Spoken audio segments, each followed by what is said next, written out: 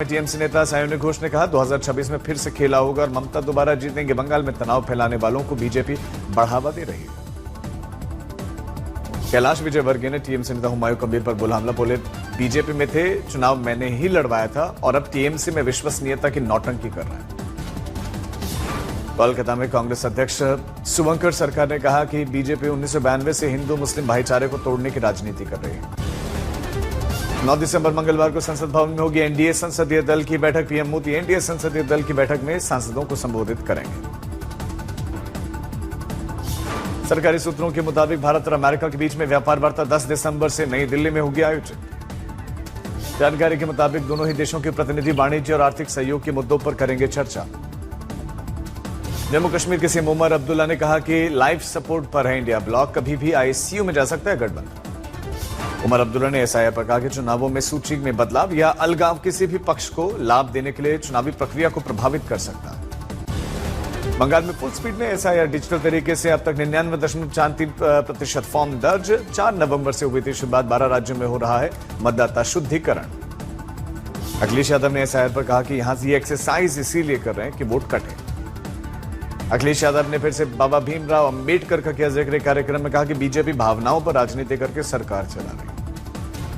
रामपुर में SIR form में गलत जानकारी देने पर एफआईआर। मां ने विदेश में रहने वाले बेटों के नाम पर फर्जी जानकारियां भरी। आईआरसीटीसी केस में पूर्व सीएम राबड़ी देवी की ट्रांसफर याचिका पर सुनवाई अधूरी, अगली तारीख 9 दिसंबर। दिल्ली में एक कार्यक्रम में बोले मुख्यमंत्री योगी आदित्यनाथ, कहा कि राम मंदिर निर्माण की आधारशिला मेरे जीवन का सबसे महत्वपूर्ण पल था। सीएम योगी ने आगे कहा कि आज का दिन विवादित ढांचा ढाए जाने का दिन है और आज के दिन कलंक हटा था। यूपी में न दंगा न कर्फ्यू, प्रदेश अब सब चंगा। सीएम योगी का पिछली सरकारों पर हमला, का 2017 से पहले व्यक्ति ही सुरक्षित नहीं था तो पूंजी कैसे सुरक्षित रहती। पंजाब में चुनावी प्रक्रिया का आरोप, बाजवा और पूर्व डिप्टी सीएम ने ऐसी चुनाव आयोग से शिकायत की, जांच की भी मांग। प्रताप बाजवा ने कहा कि सीएम भगवंत मान के नेतृत्व में आपने साम दाम दंड भेद का इस्तेमाल करके चुनाव जीतने का प्रयास किया था। राजस्थान में बर्फीली हवा का असर तेज, 2.5 डिग्री तक पारा गिरा है। पाला पड़ने से भी फसलें खराब।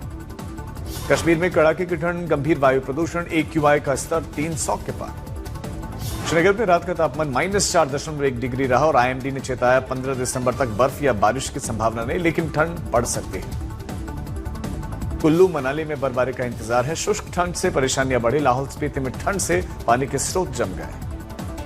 दिल्ली और आसपास के इलाकों में भी तापमान में गिरावट। अलाव के सहारे सर्द रातें काटते नजर आए लोग।